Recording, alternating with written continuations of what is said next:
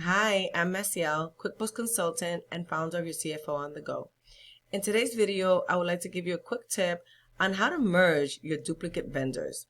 Many times in a multi-user environment, and sometimes not even in a multi-user environment, just in general, we're entering vendors, entering information, and we're so quick on doing something that we might enter a vendor twice with a different name or misspelling or even a space in between, and it just makes another vendor file. So I'm going to teach you in this video how to merge those two vendors that are actually the same vendor so you can have your files all in one place. So let's go here to vendor. Now we're in our vendor center, and from our vendor center we have here on your left all your vendors. And before you decide to make any merging, I would completely check each vendor and make sure that the vendors that you're going to merge are the actual same vendor. So I already went through this and I checked, and I have this one vendor actually 3 times. So I want to merge this into one vendor.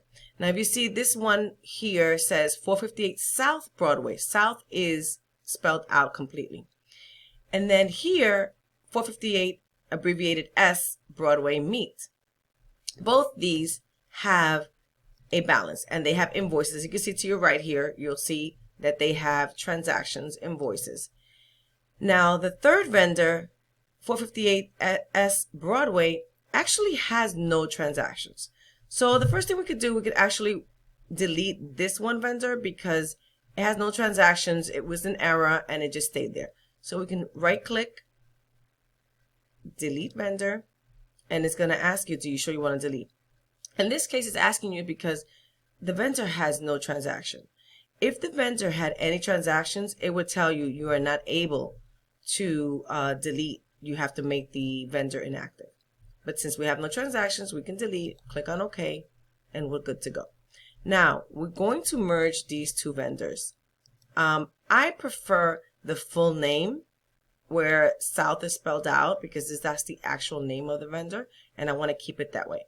So there's 2 ways of doing this. You can go into the one that you don't want and copy it exactly as you have it, like write it in. But I like to do a copy and paste because I think it's the easiest and fastest way without making any mistakes. So I'm going to come into the vendor that I actually want. I'm going to click on edit. And I'm going to, where it says vendor name, I'm going to right click and copy because this is the name that I want to keep.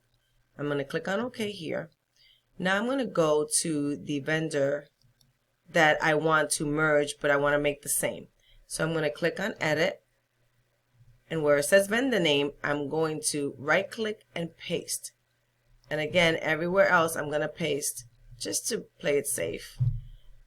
Click on OK. And now it tells me this name is already being used. Would you like to merge them? And I'm going to say yes because I am very sure that I want to merge them. Just know that after you press yes, there's no going back. So please make sure that when you're merging your vendors, you are 100% sure that these two vendors are to be together. Click on yes. And here we are. Now all the transactions went to that one vendor and everything is in one file. I hope this tip was helpful for you. See you in the next video.